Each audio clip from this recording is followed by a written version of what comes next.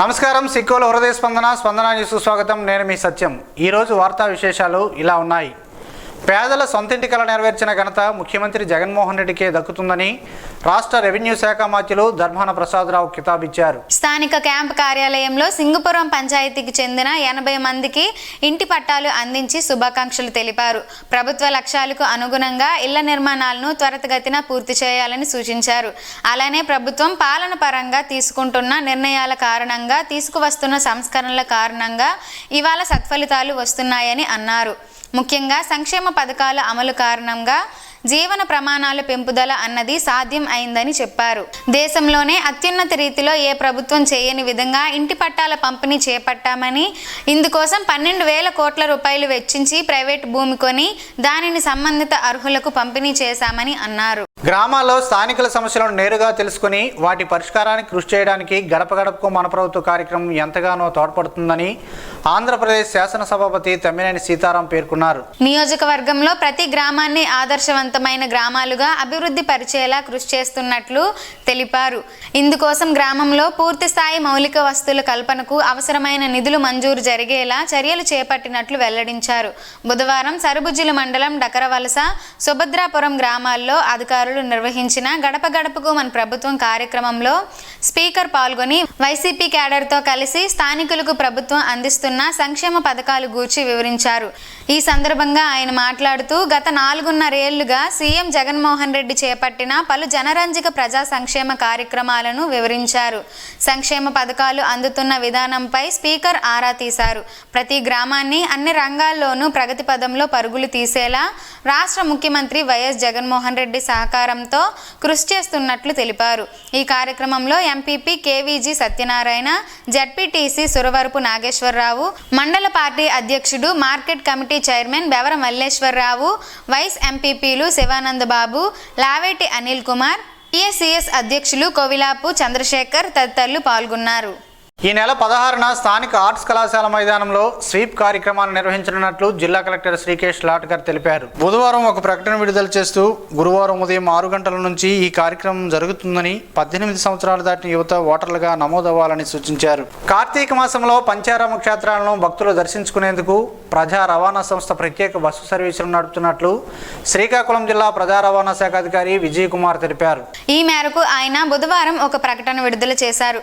పంచారామ క్షేత్రాలకు వెళ్లే బస్సు సమాచారాన్ని కార్యాలయం సిబ్బంది తెలియజేస్తారని వివరించారు. రాష్ట్రంలోని పంచారామ క్షేత్రాలను సందర్శించుకునేందుకు బస్సుల సౌకర్యాన్ని ఆర్టీసీ ప్రయాణికులకు కల్పించిందని అన్నారు.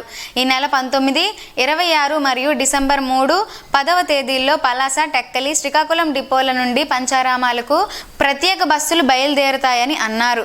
Super luxury, ultra deluxe, express బస్సులు అందుబాటులో ఉంచామని అన్నారు. ఈ ప్రత్యేక బస్సులకు ముందస్తు రిజర్వేషన్ సదుపాయం www.apsrtconline.in తెలుసుకోగలరని సూచించారు.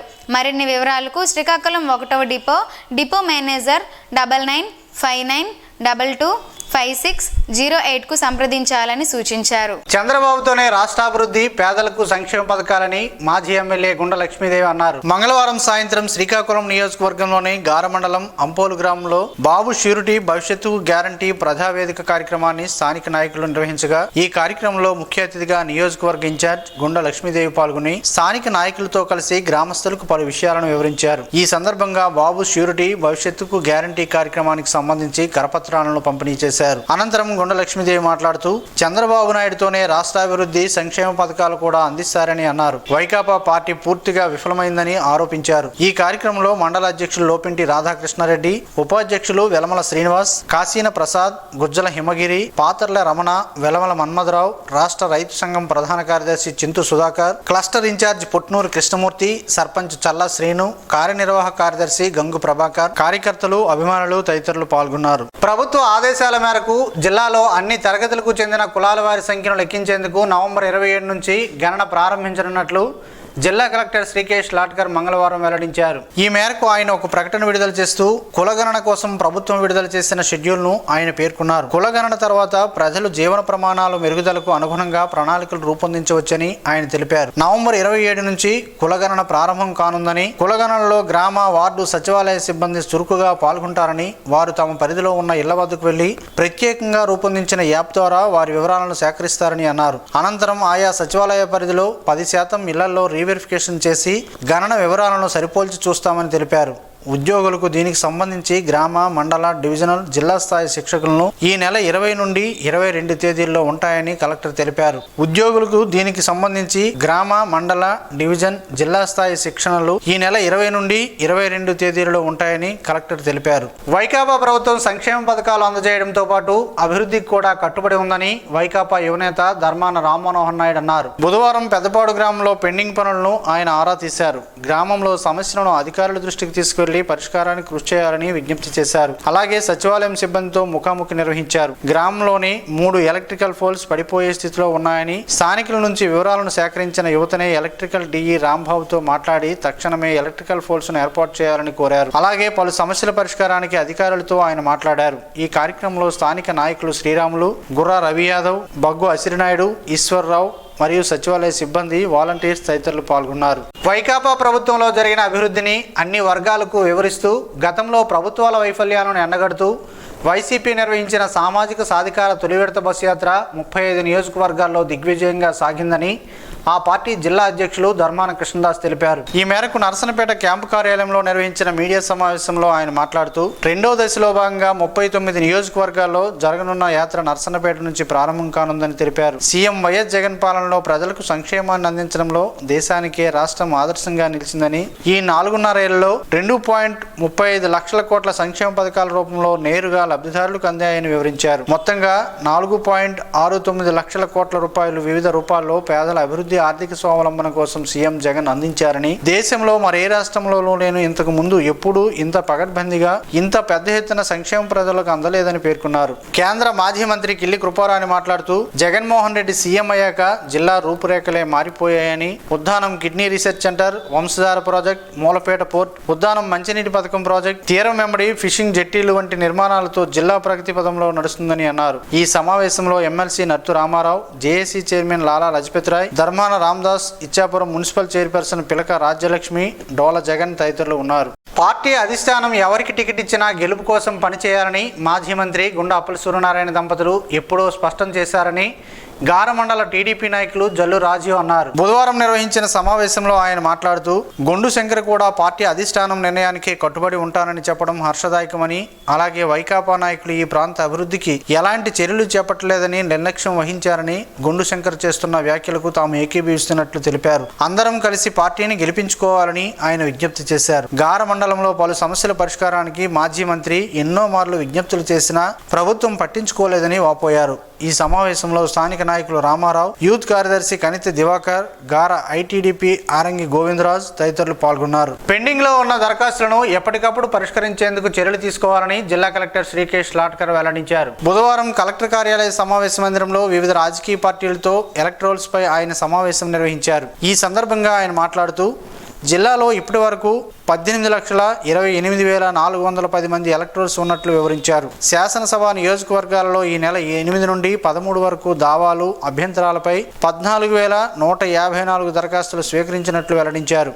చేర్పులకు ఇప్పటి వరకు 18,531, తొలగింపులకు 6,409, దిద్దుబాటుకు 12,133 పెండింగ్లో ఉన్నాయని అన్నారు. దరఖాస్తులు పెండింగ్లో లేకుండా ఎప్పటికప్పుడు పరిష్కరించేందుకు చర్యలు తీసుకోవాలని సూపరింటెండెంట్ను ఆదేశించారు. ఎక్కువ పెండింగ్ ఉన్న మండల తహసీల్దార్లకు షోకాజ్ నోటీసులు జారీ చేయాలని అన్నారు. మొగదలపాడులో పోలింగ్ కేంద్రం మార్పు అవకాశాన్ని చూసి చేస్తామని అన్నారు. పార్టీ ప్రతినిధులకు సందేహాలు ఉంటే అడగాలని, సందేహాలను నివృత్తి చేస్తామని అన్నారు. తొలగింపులకు ఉంటే ఫారాలు ఉంటే తప్ప తొలగించలేమని తెలిపారు. ఈ సమావేశంలో జిల్లా రెవెన్యూ అధికారి ఎం గణపతిరావు, తెలుగుదేశం పార్టీ నుండి కేవీ రామరాజు, వైఎస్ఆర్సీపీ నుండి రౌతు శంకర్రావు, కాంగ్రెస్ పార్టీ నుంచి డి గోవిందమల్లిబాబు, బీఎస్పీ నుండి B Narayanarao, C section superintendent Prakash Rao తదితరులు పాల్గొన్నారు. వైఎస్ఆర్ పార్టీని క్షేత్రస్థాయిలో మరింత బలోపేతం చేసే దిశగా నూతనంగా పార్టీలోకి చేరిన కార్యకర్తలు కృషి చేయాలని ఆ పార్టీ యోజన విభాగ ప్రధాన కార్యదర్శి తమ్మినేని చిరంజీవినాథ్ కోరారు. ఈ మేరకు బుధవారం బూర్జ మండలం లాభం మాజీ సర్పంచ్ వెంకటరమణ ఆధ్వర్యంలో 50 కుటుంబాలు వైకాపా తీర్థం పుచ్చుకోగా వారికి తమ్మినేని చిరంజీవినాథ్ పార్టీ కండువ కప్పి సాదరంగా ఆహ్వానించారు. రానున్న సార్వత్రిక ఎన్నికల్లో గెలిపే ధ్యేయంగా గ్రామాల్లో పనిచేయాలని పిలుపునిచ్చారు. ఈ కార్యక్రమంలో పిఎస్సిఎస్ అధ్యక్షులు బగాది నారాయణమూర్తి, మాజీ ఏఎంసీ చైర్మన్ మామిడి ప్రభాకర్ తదితరులు ఉన్నారు. నగరంలోనే స్థానిక పొన్నాడ వంతెన సమీపంలో గల ఇస్కాన్ మందిర ప్రాంగణంలో మంగళవారం సాయంత్రం గోవర్ధన పూజ కార్యక్రమం జరిగింది. గోవర్ధన పూజ కార్యక్రమంలో భాగంగా ముందుగా తులసి హారతి, తర్వాత గోవర్ధన హారతి, అలాగే గోమాత పూజను నిర్వహించారు. తదనంతరం గోవర్ధన పర్వతం విశిష్టతను లక్ష్మీపతి గౌరదాస్ భక్తులకు తెలియజేశారు. ఈ కార్యక్రమం అనంతరం భక్తులకు అన్నప్రసాదాన్ని నిర్వాహకులు అందజేశారు. పెన్షనర్ల సమస్యలపై స్టేట్ గవర్నమెంట్ పెన్షన్దారుల అసోసియేషన్ తమ పోరాటాన్ని కొనసాగిస్తుందని ఆ సంఘం రాష్ట్ర అధ్యక్షుడు డి వెంకటేశ్వరరావు అన్నారు. స్థానిక ఎన్జీఓంలో బుధవారం జిల్లా స్థాయి నూతన కార్యవర్గంతో కలిసి భవిష్యత్ కార్యాచరణ ప్రణాళికపై పెన్షన్దారులతో కలిసి సమావేశం నిర్వహించారు. ఈ సందర్భంగా వెంకటేశ్వరరావు మాట్లాడుతూ గతంలో ఏపీ జీపీఈఏ ఉండేదని, అందులో కొందరు నాయకులు పెన్షనర్ల సమస్యలపై స్పందించకుండా వాళ్ళ వ్యక్తిగత ధోరణి వల్ల ఇష్టం వచ్చినట్లు వ్యవహరించడం వల్ల ఆ సంఘం నుండి కొందరు పెన్షనర్లు బయటకు వచ్చేశారని తెలిపారు. ఏపీ జీపీఈఏ సంఘం ఎన్నికలు 2016 నిర్వహించారని, వాస్తవంగా ఉద్యోగ సంఘాల ఎన్నికలైనా పెన్షనర్ల సంఘాల ఎన్నికలైనా 3 ఏళ్లకు ఒకసారి నిర్వహించాల్సి ఉండగా అలా కాకుండా కొన్ని ఉద్యోగ సంఘాల మద్దతు ఇంతవరకు అదే నాయకులు కొనసాగుతూ వస్తున్నారని ఆరోపించారు. ఈ సమావేశంలో ఎస్పీజీఏ రాష్ట్ర కార్యదర్శి ఎస్ శర్మ, రాష్ట్ర ఉపాధ్యక్షులు రాఘవరావు, జిల్లా అధ్యక్షుడు ఆర్ రామచంద్రరావు, కార్యదర్శి D Dharmarao, treasurer B Mohan Rao, Apparao, Ponduru secretary Suryaprakash Rao, organizing secretary P Santharao, Gowri Kantharao, Jagannatharao తదితరులు పాల్గొన్నారు. రాష్ట్ర స్థాయి స్కూల్ గేమ్స్ అండర్-19 బాలబాలికల సాఫ్ట్ బాల్ ఛాంపియన్షిప్లో జిల్లా పరిషత్ ఉన్నత పాఠశాల కోటపాలెం 10వ తరగతి విద్యార్థి వి రాజు ప్రతిభ కనబరిచారు. నవంబర్ 11 నుండి 13వ తేదీ వరకు బాపట్లలో నిర్వహించిన రాష్ట్ర స్థాయి స్కూల్ గేమ్స్ అండర్-19 బాలబాలికల సాఫ్ట్ బాల్ ఛాంపియన్షిప్లో శ్రీకాకుళం జిల్లా క్రీడాకారులు ప్రతిభ కనబరిచారు. బాలురు జట్టు రన్నరప్గా నిలవగా ఆ జట్టులో వి రాజు 10వ తరగతి జిల్లా పరిషత్ ఉన్నత పాఠశాల కోటపాలెం విద్యార్థి కావడం హర్షణీయం. ప్రధానోపాధ్యాయులు వై రామం, వ్యాయామ ఉపాధ్యాయురాలు సిహెచ్ భాగ్యలక్ష్మి, ఉపాధ్యాయ సిబ్బంది విజేతకు అభినందనలు తెలిపారు. మన వేదాలు, పురాణాలు, ఇతిహాసాల మీద యువతరంలో మరింత అనురక్తి పెంచాల్సిన ప్రధాన బాధ్యత తల్లిదండ్రులు, ఉపాధ్యాయులని రచయిత, వక్త జంధ్యాల శరతబాబు అన్నారు. తిరుమల తిరుపతి దేవస్థానం ఆధ్వర్యాన ధర్మ ప్రచార పరిషత్ పలు ఆలయాల్లో ఆధ్యాత్మిక ప్రవచనాలు నిర్వహిస్తోంది. శ్రీకాకుళం జిల్లా వ్యాప్తంగా కొనసాగుతున్న ఈ కార్యక్రమాల్లో భాగంగా కోటబొమ్మాలి ప్రాంతం కొత్తపల్లిలోని ఉమా నీలకంఠేశ్వర ఆలయంలో బుధవారం ఆయన ప్రసంగించారు. పెద్దల నడవడి చూసి పిల్లలు నేర్చుకుంటారని, అదే వారిని తీర్చిదిద్దుతుందని తెలిపారు. ఇక్కడ మొదలైన 3 రోజుల ఉపన్యాసాలు గురువారంతో పూర్తవుతాయని జిల్లా శాఖ ప్రోగ్రాం అసిస్టెంట్ ఎం లలితమణి, నిర్వాహకుడు సిహెచ్ ప్రసాదరావు ప్రకటించారు. ఉపన్యాసం అనంతరం అల్లు అప్పారావు నిర్వహణలో భజన, ఇతర సాంస్కృతిక కార్యక్రమాలు జరిగాయి. అటుకులతో పలు ఆరోగ్య ప్రయోజనాలు ఉన్నాయని పలువురు ఆరోగ్య నిపుణులు చెబుతున్నారు. ఆ వివరాలేంటో ఈ రోజు ప్రసారమయ్యే ఆరోగ్యమయ మహాభాగ్యంలో తెలుసుకుందాం.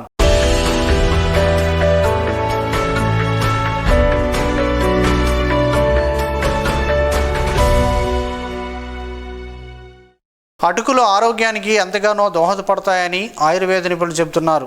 అటుకులను వడ్ల నుంచి తయారు చేస్తారు. వీటిని పూర్తి స్థాయిలో కాకుండా సగం వరకు ఉడికించి ఆరబెట్టి వాటిపై బలమైన వాహనాలతో తొక్కించి తయారు చేస్తారట. అటుకులు బియ్యం కంటే బలవర్ధకమైన ఆహారం అని చెబుతున్నారు నిపుణులు. ప్రపంచంలోనే మొదటి ఫాస్ట్ ఫుడ్ అటుకులేనట.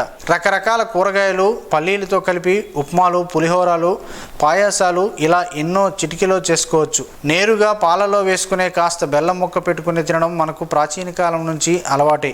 కానీ అటుకుల్ని పోషకాహారంగా కాక ఏదో చిరుతిండిలో భాగంగా భావిస్తాం. కానీ ఏ రకం ధాన్యంతో చేసిన అటుకుల్లోనైనా పిండి పదార్థాలు సమృద్ధిగా దొరుకుతాయి. ఖనిజాలు, విటమిన్లు, ప్రోటీన్లు కూడా ఎక్కువే. చిప్స్, బిస్కెట్లతో పోలిస్తే మంచి స్నాక్ ఫుడ్. ఉదాహరణకు వరి అటుకుల్నే తీసుకుంటే వీటిని రోజు తినడం వల్ల ఐరన్ లోపం తలెత్తదు. 100 గ్రాముల వరి అటుకులలో 20 మిల్లీగ్రాముల ఐరన్ ఉంటుంది. అందుకే పిల్లలకి, గర్భిణీలకి, పాలిచ్చే తల్లులకి ఇది మంచి ఆహారం. అటుకుల్లో పీచు ఎక్కువగా ఉండటం వల్ల రక్తంలోకి పిండి పదార్థాలు కొంచెం కొంచెంగా చేరేలా చేస్తాయి. అందుకే డయాబెటీస్ రోగులకు ఇవి మంచివే. ఆకలేసినప్పుడు గుప్పెడు అటుకులు తింటే పొట్ట నిండినట్లుగా అనిపిస్తుంది. ఫ్లేక్స్ లోనే ఫైటోకెమికల్స్, యాంటీ ఆక్సిడెంట్లు కొలెస్ట్రాల్ శాతాన్ని తగ్గిస్తాయి. అటుకులు ప్రోబయోటిక్ ఆహారం కూడా. ధాన్యాన్ని నానబెట్టి వడేసి మిల్లు వాడుతారు. తరువాత ఆ నీరంతా ఇంకిపోయేలా ఎండబెడతారు. ఇలా చేయడం వల్ల అవి పులిసినట్లుగా అవుతాయి. ఆ సమయంలో వాటిలో ప్రోబయోటిక్ బ్యాక్టీరియా చేరుతుంది. వీటిల్లో ఉండే ఈ బ్యాక్టీరియా కారణంగానే కొన్ని ప్రాంతాల్లో వీటిని నీళ్లలో నానబెట్టుకుని మరీ తాగుతారు. గ్యాస్ వల్ల కడుపు ఉబ్బరంగా ఉన్నా లేదా ఇతరత్ర ఏ కారణంతోనైనా పొట్ట అప్సెట్ అయినా అటుకులు టానిక్ ఔషధంలా పనిచేస్తుంది. గోధుమ అటుకుల్లో ఐరన్, పీచుతో పాటు కాల్షియం కూడా ఎక్కువ. బీ ఓట్స్ మిల్ లేదా ఫ్లెక్స్ ని అల్పాహారంగా తీసుకోవడం వల్ల కొలెస్ట్రాల్ నియంత్రణ ఉంటుంది. పిండి పదార్థాలు ఐరన్, బి కాంప్లెక్స్ సమృద్ధిగా ఉండే కార్న్ ఫ్లెక్స్ అందరికీ మంచివే. అన్ని రకాల ధాన్యాల్లోని పోషకాలు కావాలనుకుంటే 4-5 రకాల ఫ్లెక్స్ ని పాలల్లో వేసుకుని వాటికి ఎండు ద్రాక్ష, బాదం, మరేమైనా పండ్లు కూడా కలిపి కూడా తీసుకోవచ్చు. పిల్లలకు ఇది ఎంతో శక్తినిస్తాయి.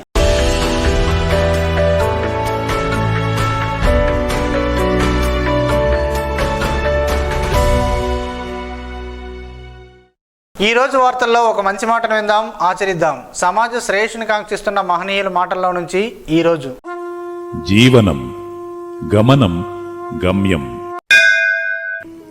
ఋషి చింతన. సమాజం ఆలోచనలతో తయారు చేయబడిన పదార్థము కాదు. మనం ప్రకృతి తీర్చిదిద్దిన యథార్థమైన చైతన్యమే మనం బ్రతికి ఉన్నప్పుడు చేసిన దానికన్నా చనిపోయాక చేయాల్సింది చాలా ఉంటుంది. అది నీవు బ్రతికుండగా చేసేదానిపై ఆధారపడి ఉండును. అదే ఆధ్యాత్మికం. ఓం శ్రీ గాయత్ర్యై నమః. స్పందన న్యూస్ ఇప్పుడు యూట్యూబ్లో అందుబాటులో ఉంచడమైనది. ఎస్డివి స్పేస్ స్పందన అని టైప్ చేసి ప్రేక్షకులు తమకు అనుకూలమైన సమయంలో న్యూస్ని వీక్షించగలరు. ఈ వార్తలు ఇంతటితో సమాప్తం. మరలా ప్రసారమయ్యే స్పందన న్యూస్లో కలుద్దాం. అంతవరకు సెలవు. నమస్కారం. మీ మాటే మా బాట.